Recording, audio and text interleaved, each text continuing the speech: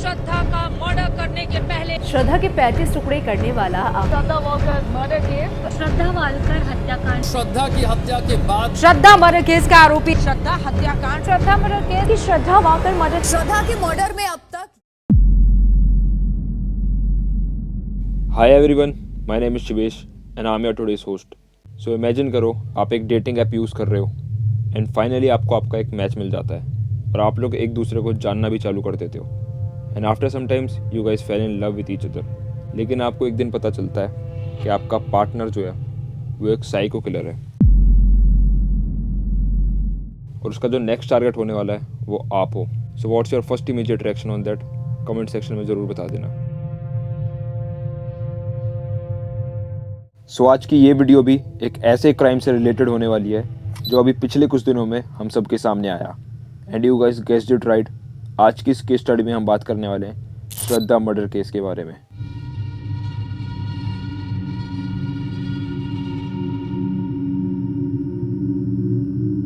सो इन 1995 वसई महाराष्ट्र के एक middle class family में श्रद्धा का जन्म होता है और अगर श्रद्धा की फैमिली मेम्बर्स की बात करी जाए तो उसके फादर विकास मदन वालकर, उसकी मदर सुमन मदन वालकर और एक बड़ा भाई श्रीजा.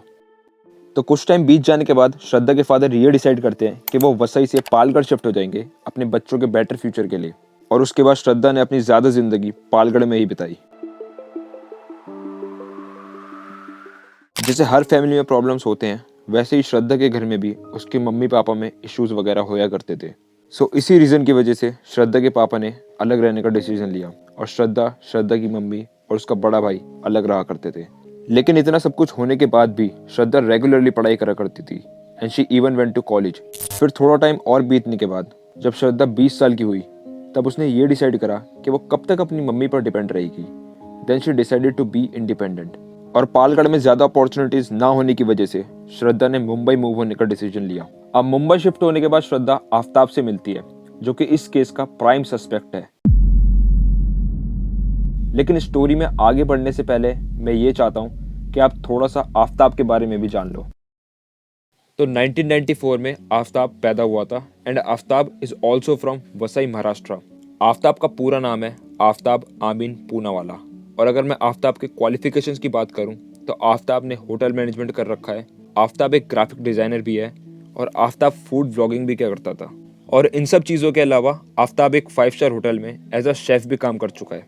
लेकिन जब वो श्रद्धा से मिला था तब वो एक कॉल सेंटर में काम किया करता था. नाउ श्रद्धा पालगढ़ से मुंबई शिफ्ट हो जाती है जहाँ उसकी एक फ्रेंड ऑलरेडी रहती है और यही सेम फ्रेंड श्रद्धा के लिए एक कॉल सेंटर में जॉब भी ढूंढ लेती है और इसी सेम कॉल सेंटर में आफ्ताब भी जॉब कर रहा होता है. तो कुछ टाइम बीत जाने के बाद श्रद्धा एक डेटिंग ऐप यूज़ कर रही होती है और उसी के थ्रू आफ्ताब से मिलती है. अब क्योंकि दोनों सेम कॉल सेंटर में जॉब कर रहे होते हैं इसी रीज़न की वजह से वो दोनों काफ़ी ज़्यादा फ्रेंडली हो जाते हैं एक दूसरे के साथ और कुछ टाइम बीतने के बाद उन दोनों को एक दूसरे से प्यार भी हो जाता है. और 2019 में in the month of October दोनों नए गांव में लिविंग में रहना चालू कर देते हैं. यहाँ थोड़ा टाइम रहने के बाद वो दोनों ये डिसाइड करते हैं कि अब वो वसई जाकर लिविंग में रहा करेंगे एंड वसई वो जगह है जहाँ पर श्रद्धा की मदर और उसका बड़ा भाई रहता है. तो श्रद्धा एक दिन डिसाइड करती है कि वो अपनी मम्मी से मिलेगी और उनसे अपने रिलेशनशिप के बारे में डिस्कस करेगी. बट रिलीजियस डिफरेंसेस की वजह से श्रद्धा की मदर उन दोनों को एक्सेप्ट करने से बिल्कुल मना कर देती है. But as I tell you before, Shraddha एक इंडिपेंडेंट लड़की थी तो वो अपने मदर के डिसीजन की बिल्कुल भी रिस्पेक्ट नहीं करती और उन दोनों के बीच में काफ़ी ज़्यादा बहस होने लग जाती है और इसके बीच में श्रद्धा का बड़ा भाई भी इन्वॉल्व हो जाता है. तो ये काफ़ी ज़्यादा बड़ी लड़ाई बन जाती है एंड एट द एंड श्रद्धा उनसे ये कहती है कि आज के बाद मेरी कोई भी फैमिली नहीं है और आप लोग भी प्लीज़ मुझे कांटेक्ट करने की बिल्कुल भी कोशिश मत करना. और इसके बाद श्रद्धा आफ्ताब के साथ अपना लिविंग रिलेशनशिप कंटिन्यू रखती है. पर कुछ टाइम बीत जाने के बाद जब श्रद्धा की मदर को उसकी चिंता होने लग जाती है तो वो श्रद्धा को कांटेक्ट करती है और उसको वापस आने के लिए कहती है. बट श्रद्धा अगेन सेम चीज़ कहती है कि आप लोग मुझसे कांटेक्ट करना बंद कर दीजिए, अब से मेरी कोई भी फैमिली नहीं है. और जनवरी 2020 में श्रद्धा की मदर की डेथ हो जाती है ड्यू टू हार्ट अटैक. तो जैसे ही ये बात श्रद्धा को पता चलती है वो इमीडिएटली अपनी फैमिली के पास वापस चली जाती है और कुछ दिन उन्हीं के साथ बिताती है. ये सब हो जाने के बाद श्रद्धा फिर से लिविंग में रहना चालू कर देती है और थोड़ा टाइम बीतने के बाद श्रद्धा जब आफ्ताब से शादी के लिए बात करती है तो उन दोनों के बीच में लड़ाइयाँ होने चालू हो जाती है और ये लड़ाइयाँ इतनी बढ़ जाती है कि आफताब एक दिन श्रद्धा के ऊपर हाथ भी उठा देता है एंड श्रद्धा इस रीज़न की वजह से काफ़ी ज़्यादा हर्ट हो जाती है। तो वो ये सारी बातें अपने एक फ्रेंड से शेयर करती है और उससे पुलिस कंप्लेंट करने की बात भी करती है। बट फिर आफताब को अपनी गलती का रियलाइजेशन होता है और वो श्रद्धा से माफ़ी भी मांग लेता है एंड दोनों फिर से एक दूसरे के साथ रहने लग जाते हैं। नाउ श्रद्धा एंड आफताब एक सिमिलर सी जॉब किया करते थे, तो उन दोनों की सैलरी भी सिमिलर होया करती थी, लेकिन जो घर का ज़्यादातर खर्चा होया करता था वो श्रद्धा ही उठाया करती थी। एंड इवन आफताब श्रद्धा की सैलरी में से भी पैसे ले लिया करता था गांजा पीने के लिए और पूरा टाइम सिर्फ श्रद्धा ही काम किया करती थी और वो सिर्फ घर पर ही बैठा रहता था। अब क्योंकि श्रद्धा के रिलेशनशिप में इतना सब कुछ चल रहा था तो वो ये सारी बातें अपने फादर से भी डिस्कस किया करती थी और इन दोनों के बीच में कभी कभार बातचीत भी हो जाया करती थी। एंड श्रद्धा के फादर ने इस सब के बीच में श्रद्धा को 3 बार कॉल करी और जो ये तीसरी वाली कन्वर्जेशन थी ये इन दोनों के बीच की आखिरी कन्वर्जेशन थी, क्योंकि इसके बाद श्रद्धा के फादर ने उन्हें कभी कॉल नहीं करी क्योंकि श्रद्धा ने इन सब से कट ऑफ कर लिया था, क्योंकि श्रद्धा अपने किसी भी फैमिली मेंबर से कोई भी कांटेक्ट नहीं रखना चाहती थी। लेकिन श्रद्धा का जो भाई था वो रेगुलरली श्रद्धा के व्हाट्सएप स्टेटस और इंस्टाग्राम स्टोरीज देखा करता था एंड यही सेम चीज़ श्रद्धा के फादर ने भी करना स्टार्ट कर दी ताकि उन्हें ये पता चलता रहे कि श्रद्धा जिंदा है या नहीं। बट ज़्यादातर टाइम उन्हें यही लगता था कि उनकी बेटी खुश नहीं है। अगर अब मैं आफताब और श्रद्धा के रिलेशनशिप के बारे में थोड़ा डीपली डिस्कस करूं तो यहाँ पे बहुत सारी बातें सामने आती हैं, जिसमें से एक बात ये पता चलती है कि आफताब एक प्ले बॉय था और वो श्रद्धा से पहले काफ़ी सारी लड़कियों को डेट कर चुका था और श्रद्धा के साथ रिलेशनशिप में आने के बाद भी, वो भी लिविंग रिलेशनशिप में आने के बाद भी, वो डेटिंग ऐप यूज़ करा करता था। एंड जैसे ये बात श्रद्धा को पता चलती है तो उन दोनों के बीच में फिर से लड़ाइयाँ होना चालू हो जाती है एंड अगेन आफताब श्रद्धा को सॉरी बोलता है और श्रद्धा आफताब को माफ कर देती है। बट आफ्टर सम टाइम श्रद्धा आफताब को फिर एक और बार किसी लड़की से बात करता देखती है और इस बार आफताब उस लड़की से ऑफिस के अंदर ही बात कर रहा होता है and they were very close to each other. And इसी रीजन की वजह से श्रद्धा आफताब से ऑफिस में लड़ना चालू कर देती है। बट अगेन आफताब श्रद्धा से सॉरी बोलता है एंड श्रद्धा अगेन उसे माफ कर देती है। एंड यहाँ पर मैं एक पॉइंट पुट अप करना चाहता हूँ कि अगर आप एक ऐसे रिलेशनशिप में हो जहाँ पे आपको equally respect, love and care नहीं मिल रहा तो ऐसे रिलेशनशिप में रहने का कोई भी फायदा नहीं है, क्योंकि एट द एंड आप अपने आप को ही हर्ट करोगे। तो चलो वापस से टॉपिक पर आ जाते हैं। तो ये सब हो जाने के बाद एक बारी बीच रात को जब आफताब और श्रद्धा सो रहे होते हैं तो आफताब के फ़ोन पर एक लड़की का फ़ोन आता है एंड ये देखने के बाद श्रद्धा काफ़ी ज़्यादा हर्ट हो जाती है और उन दोनों के बीच में दोबारा से लड़ाइयाँ होना चालू हो जाती है। लेकिन अगेन फिर वही होता है, आफताब सॉरी बोलता है, श्रद्धा उन्हें माफ़ कर देती है। लेकिन इस बार क्या होता है ना कि श्रद्धा काफ़ी ज़्यादा इनसिक्योर हो जाती है। एंड अभी मैं आप लोगों को यही समझाने की कोशिश कर रहा था कि आपको किसी भी ऐसे रिलेशनशिप में रहने की ज़रूरत नहीं है जहाँ पे आपको इक्वली रिस्पेक्ट ना मिल रही हो। एंड श्रद्धा के केस में भी यही होता है, आफताब ऐसी सिचुएशंस क्रिएट कर देता है जहाँ पे श्रद्धा अपने आप को एट द एंड एक इनसिक्योर लड़की बना देती है। अब यहाँ पर बहुत सारे सवाल श्रद्धा के खिलाफ भी उठते हैं कि उसे इस रिलेशनशिप में रहने की क्या ज़रूरत पड़ रही थी। एंड द रीज़न इज़ श्रद्धा को हमेशा यही लगता था कि आफताब दिल का बुरा नहीं है, बस उसका भी टाइम ख़राब चल रहा है, इसी रीज़न की वजह से वो ये सब हरकतें करता है। एंड इसके पीछे का एक रीज़न ये भी है कि श्रद्धा को हमेशा यही लगा करता था कि चाहे कुछ भी हो जाए एट द एंड आफताब और मेरी शादी तो होकर ही रहेगी। बट आफताब इस चीज़ के बिल्कुल ही खिलाफ था और यही रीज़न था कि जिसकी वजह से इनका रिलेशनशिप ऊपर से देखने में तो काफ़ी ज़्यादा अच्छा लगता था, लेकिन इंटरनली इन दोनों में बहुत लड़ाइयाँ होया करती थी। एंड इसके चलते आफताब की फैमिली को भी पता चल जाता है आफताब और श्रद्धा के रिलेशनशिप के बारे में। एंड क्योंकि आफताब एक मुस्लिम था और श्रद्धा एक हिंदू थी तो आफताब की फैमिली भी नहीं चाहती थी कि वो एक दूसरे के साथ रहे एंड वो आफताब को हमेशा वापस आने के लिए कहती थी। But I don't know why Aftab हमेशा क्यों मना कर देता था। अभी यहाँ पर आफताब भी अपनी फैमिली से लड़ाई कर चुका होता है एंड श्रद्धा तो ऑलरेडी अपनी फैमिली से लड़ाई कर आई होती है। तो ये दोनों डिसाइड करते हैं कि जब हमें रहना ही एक दूसरे के साथ है तो क्यों ना हम नए शहर जाकर अपनी न्यू लाइफ स्टार्ट करें। तो ये दोनों मुंबई छोड़कर दिल्ली शिफ्ट हो जाते हैं एंड इस रीज़न की वजह से ये दोनों काफ़ी ज़्यादा खुश होते हैं। तो ये दिल्ली जाने से पहले 6 मई को हिमाचल भी घूम कर आते हैं and they were really happy with their decision. And ये सब हो जाने के बाद ये दोनों फाइनली दिल्ली शिफ्ट हो जाते हैं और दिल्ली में छतरपुर आ जाते हैं जहाँ पर आफताब का एक फ्रेंड ऑलरेडी रह रहा होता है एंड ये सेम फ्रेंड इन दोनों को फ्लैट रेंट पे लेने में भी काफ़ी ज़्यादा मदद करता है। अब दिल्ली शिफ्ट हो जाने के बाद यहाँ पर सिर्फ 9 दिन ही बीते होते हैं but again they start fighting with each other and the reason is जो क्वेश्चन श्रद्धा आफताब से मुंबई में पूछा करती थी, अब न्यू सिटी दिल्ली में शिफ्ट होने के बाद भी वो वही सेम क्वेश्चन पूछा करती थी कि हम शादी कब करेंगे। लेकिन आफताब ने श्रद्धा को इस बार मना नहीं करा, बल्कि वो श्रद्धा को और भी ज़्यादा हर्ट कर देता है ये कहकर कि हम दोनों लिविंग में रह तो रहे हैं तो तुम क्यों हर बार ये क्वेश्चन पूछकर हमारी हैप्पीनेस को स्पॉइल कर देती हो। और इस बार श्रद्धा काफ़ी ज़्यादा हर्ट हो जाती है अंदर से, क्योंकि वो लोग न्यू सिटी में थे न्यू एक्सपेक्टेशंस के साथ, लेकिन आफताब का वही सेम रूटीन था। श्रद्धा घर का ज़्यादातर खर्चा उठाया करती थी और आफ्ताब सिर्फ घर पर ही रहा करता था। तो इस बार श्रद्धा को काफ़ी ज़्यादा यूज्ड सा फील होने लग गया था। And here comes the main part of the case. 18 मई 2022 को श्रद्धा और आफ्ताब खाना खा रहे होते हैं एंड श्रद्धा अगेन वही सेम क्वेश्चन रिपीट करती है। बट इस बार आफ्ताब को काफ़ी ज़्यादा गुस्सा आ जाता है, तो वो श्रद्धा को बुरी तरीके से पीटना चालू कर देता है। लिटरली मतलब मारना चालू कर देता है और उसका गला पकड़कर उसको ज़मीन पर लेटा देता है और उसे ज़ोर से दबाने लग जाता है। लेकिन अब श्रद्धा सांस लेना बंद कर देती है और ये देखकर आफ्ताब श्रद्धा का गला छोड़ देता है। लेकिन जब तक आफ्ताब को ये चीज़ रियलाइज़ होती है तब तक श्रद्धा का पूरा फेस नीला पड़ जाता है and she was dead.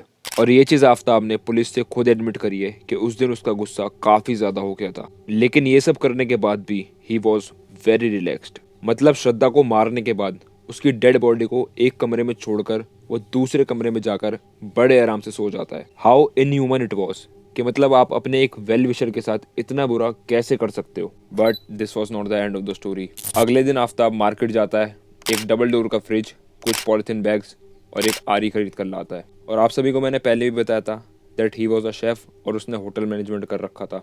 So he new कि किस तरीके से आप इजीली बॉडी के पीसेस कट कर सकते हो। But there is a lot of difference एक फ्रोजन मीट काटने में और एक एक्चुअल डेड बॉडी काटने में, वो भी अपने एक जानने वाले की। आई रियली डोंट नो इस चीज़ को क्या नाम देना चाहिए। एंड दिस गाय आफ्ताब ये रियलिटी में एक शैतान का रूप है और आज यही सेम चीज़ पूरा नेशन इसे बोल रहा है। एंड नाउ आफ्ताब ये सारा कुछ सामान लेकर वापस घर आता है और श्रद्धा की डेड बॉडी को घसीटते हुए टॉयलेट लेकर जाता है और शावर ऑन कर देता है। और वो इस तरीके से श्रद्धा की बॉडी को वहाँ पर प्लेस करता है ताकि शावर का जितना भी पानी है वो डायरेक्टली श्रद्धा की बॉडी पर गिरे और श्रद्धा की बॉडी से जितना भी ब्लड निकले वो ईजिली पानी के सारे बह जाए।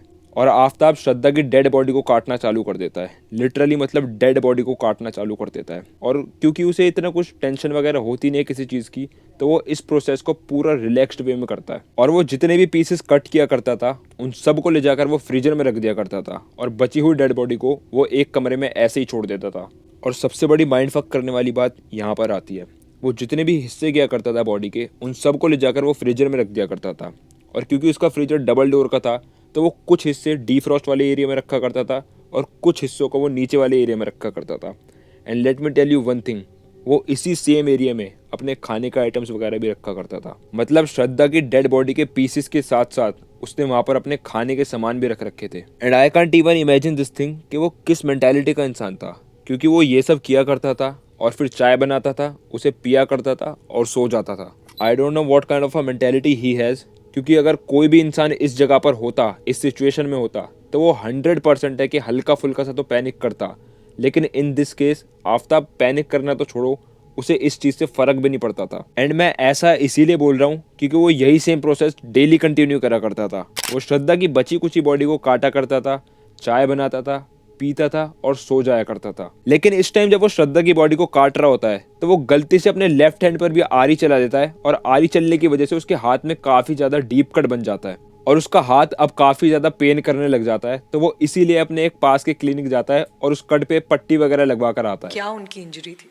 डेट अप्रॉक्सीमेटली 19 मई का था और मॉर्निंग आवर्स में आया था अराउंड 11-12 के बीच में। और he was lying in the casualty. My compounder came to me, he said doctor साहब एक पेशेंट लेटा हुआ है, उसको एक थोड़ा छोटा सा कट लगा हुआ है, सो सुपरफिशियल इंजरी है। तो मैं गया वहाँ पे, उसको देखा, मैंने पूछा कैसे कट हुआ ये, तो बोला कि मैं फ्रूट कट कर रहा था और ये मेरी नाइफ स्लिप कर गई और ये कट हुआ है। तो देखने में जो वुंड था वो क्लीन था, इन साइज़ था, बिल्कुल मतलब क्लीन इन साइज़ वुंड, ऐसा लग रहा था कुछ शार्प वेपन से हुआ ये। मैंने पूछा कोई लड़ाई झगड़ा हुआ, मारपीट कहीं हुई है, कहीं चाकूबाजी कुछ हुई है? बोला नहीं डॉक्टर साहब ऐसा नहीं है, ये एक्सीडेंटल कट हो गया। फिर बातों बातों में उसने बताया कि मैं actually I am not from Delhi, I am from Mumbai. मैंने asked him why did you move to Delhi? तो फिर बताया उसने बाद में कि डॉक्टर साहब वहाँ पे यहाँ पे आईटी सेक्टर काफ़ी अच्छा है और सैलरी काफ़ी अच्छी मिलती है दिल्ली में, तो मैं उधर से इधर आया हूँ।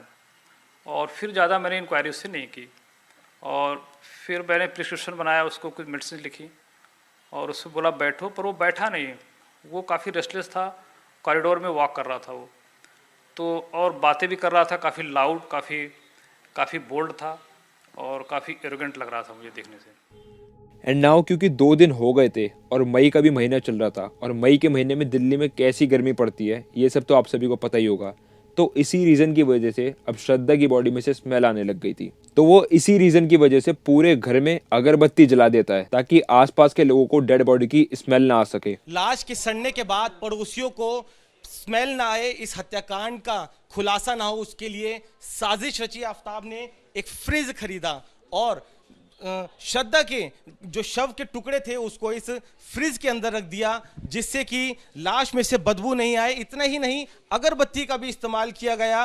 और क्योंकि उसका हाथ काफ़ी ज़्यादा कट चुका था और काफ़ी ज़्यादा दर्द भी कर रहा था, तो वो इसी के चलते ऑनलाइन खाना ऑर्डर कराता है और डिलीवरी बॉय से ये कहता है कि आप मेरे मेन गेट तक आकर डिलीवरी करके जाना। मतलब बाहर डिलीवरी वाला खड़ा है, अंदर श्रद्धा की डेड बॉडी पड़ी है and he didn't have any kind of fear. Aftab को पूरे 3 दिन लगे श्रद्धा की बॉडी को काटने में एंड आखिरी में उसने श्रद्धा की बॉडी के टोटल 35 पीसेस कर दिए। एंड श्रद्धा का जो सर था, आफ्ताब ने सिर्फ उसके टुकड़े नहीं करे थे, अदरवाइज वो पूरी बॉडी को टुकड़ों में काट चुका था। और तीसरे दिन से उसने श्रद्धा की बॉडी के पीसेस को अलग अलग जगह पर फेंकना भी चालू कर दिया था। और आफ्ताब की दरिंदगी सिर्फ यहीं तक नहीं रुकती, बल्कि उसने एक नोटपैड बना रखा था और उसमें वो पूरी कैलकुलेशन करा करता था कि आज मैंने श्रद्धा के कितने पीसेस फेंक दिए और कल मेरे को श्रद्धा के कितने पीसेस फेंकने हैं। और आफ्ताब ने इस नोटपैड में एक पूरा प्लान बना रखा था कि मुझे कब, कहां और कितने पीसेस फेंकने हैं, जैसे कि गुरुग्राम, महरौली, मैदांगड़ी तालाब, DLF और बहुत सारी ऐसी जगहें थी जहां पर उसने श्रद्धा की बॉडी के पीसेस को फेंका। आफ्ताब को पूरे 18 दिन लग जाते हैं इस क्राइम को ओवरऑल एग्जीक्यूट करने में। एंड श्रद्धा का जो सर था,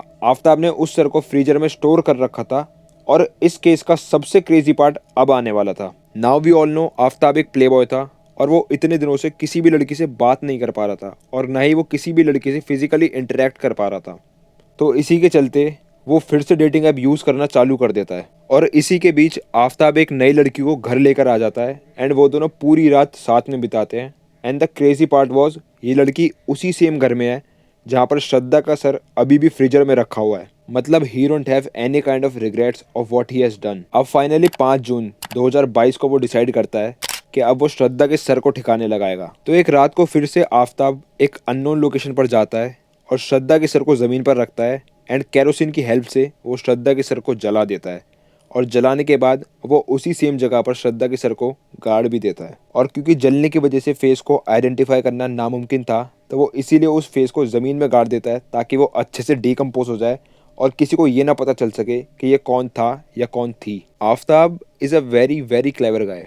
मतलब उसने हर एक चीज़ को बहुत ही अच्छे तरीके से प्लान करके किया था। अब क्योंकि श्रद्धा को काफ़ी टाइम हो चुका था और इसी रीज़न की वजह से श्रद्धा के किसी भी सोशल मीडिया पर कोई भी अपडेट नहीं जा पा रहा था, तो आफ्ताब श्रद्धा का फ़ोन लेता है और उसका इंस्टाग्राम और व्हाट्सएप यूज़ करना चालू कर देता है ताकि लोगों को ये लग सके कि श्रद्धा अभी भी जिंदा है। एंड सबसे बड़ा मूव आफ्ताब इस प्रोसेस में ये करता है कि वो श्रद्धा के फ़ोन से अपने अकाउंट में 54,000 रुपीज़ ट्रांसफ़र कर देता है। 54,000 rupees were transferred online from Shraddha's bank account to Aftab's account. The location of the phone at that point of time during the transfer of this amount was Chhatarpur. अब सब कुछ अच्छे से execute हो गया था। ना तो श्रद्धा के कांटेक्ट में कोई था और ना ही आफ्ताब के कांटेक्ट में कोई था। तो सबसे बड़ा क्वेश्चन ये क्रिएट होता है कि इस क्राइम के बारे में हम सबको कैसे पता चला।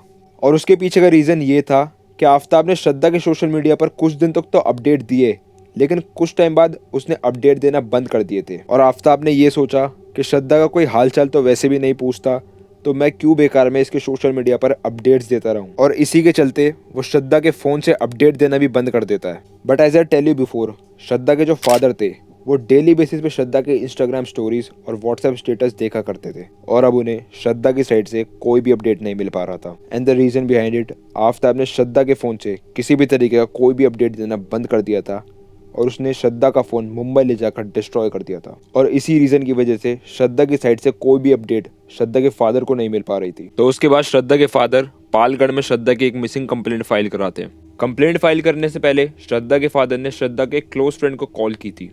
And we got to know that she got into a secret relationship with Aftab in the year 2018. And in 2019 was when she made it official announced to all our friends that she is in a relationship with him. And it was like a lovely relationship as shown in the start, but then it was informed to us by Shraddha herself that this boy Aftab is being boiled into her. He beats her up she's mentally affected, but she is in love. And that love is maybe a reason how did she share this to information? sacrifice her mental health, and she's staying there. And ये सारी discussion श्रद्धा के close friend ने श्रद्धा के father से भी करी थी and due to this reason Shraddha के फादर काफी ज्यादा चिंता में आ जाते हैं एंड वो इसी रीजन की वजह से कंप्लेंट फाइल कर देते हैं। अब क्योंकि श्रद्धा और आफ्ताब दिल्ली शिफ्ट हो गए थे तो इसी रीजन की वजह से मुंबई पुलिस ये केस दिल्ली पुलिस को हैंड ओवर कर देती है। जब दिल्ली पुलिस छानबीन करना चालू करती है तो उनके सामने आफ्ताब का नाम आता है and he was still living in the same house जहाँ पे उसने श्रद्धा का मर्डर किया था। तो जब पुलिस ने आफ्ताब से पूछताछ चालू करी तो उसने एक स्टोरी बनाई कि श्रद्धा तो यहाँ से काफी टाइम पहले ही अपने आशिक के साथ भाग गई है एंड आफ्ताब वैसे भी काफी ज्यादा चालाक इंसान था तो उसने इतना सब कुछ करने के बाद भी पुलिस के सामने काफी ज्यादा इनोसेंट सा बिहेव करा एंड इसी रीजन की वजह से पुलिस ने भी उससे ज्यादा पूछताछ नहीं करी और उसे जाने दिया। अब क्योंकि इस केस का प्राइम सस्पेक्ट जो था वो आफ्ताब था तो इसीलिए पूरी इन्वेस्टिगेशन दोबारा करने के बाद भी जो एक नाम सामने आया वो आफ्ताब का नाम था। एंड ये सब हो जाने के बाद पुलिस ने जब दोबारा से आफ्ताब से पूछताछ करी तो उसने इस बार काफ़ी ज़्यादा एक इमोशनल सा बिहेवियर दिखाया एंड वो ये कहने लगा कि आप प्लीज़ श्रद्धा को ढूंढ दीजिए, वो 18 मई से ही गायब है। मैंने उसे काफ़ी बार कॉल और मैसेजेस भी किए पर उसने एक बार भी मुझे रिप्लाई नहीं दिया। और जब आफ्ताब के कॉल रिकॉर्ड्स और मैसेजेस चेक करे गए तो आफ्ताब की साइड से एक भी मैसेज या कॉल नहीं किया गया था। और इसके बाद आफ्ताब ने अपना सारा का सारा क्राइम पुलिस के सामने खुद कन्फेस किया। अब दिल्ली पुलिस ने एविडेंस ढूंढना चालू कर दिए थे और धीरे धीरे करके उनको श्रद्धा के हिस्सों के कुछ बोन्स मिलते हैं। और जब पुलिस ने आफ्ताब से श्रद्धा के कपड़ों के बारे में पूछा तो उसने ये बोला कि मैंने श्रद्धा के कपड़ों को 2 जगह डिवाइड करके फेंका था और आफ्ताब जिस आरी से श्रद्धा की बॉडी को काट रहा था उसने उस आरी को भी 2 हिस्सों में डिवाइड करके फेंका। एक हिस्से को उसने गुरुग्राम में फेंका और दूसरे हिस्से को उसने मैदांगड़ी तालाब में फेंका। अब श्रद्धा की जो बोन्स मिली थी उसका डीएनए और श्रद्धा के फादर का डीएनए जब मैच कराया गया तो वो मैच हो गया और इसका सीधा सीधा मतलब ये बनता है कि आफ्ताब अपने किए की सजा बहुत जल्दी काटेगा।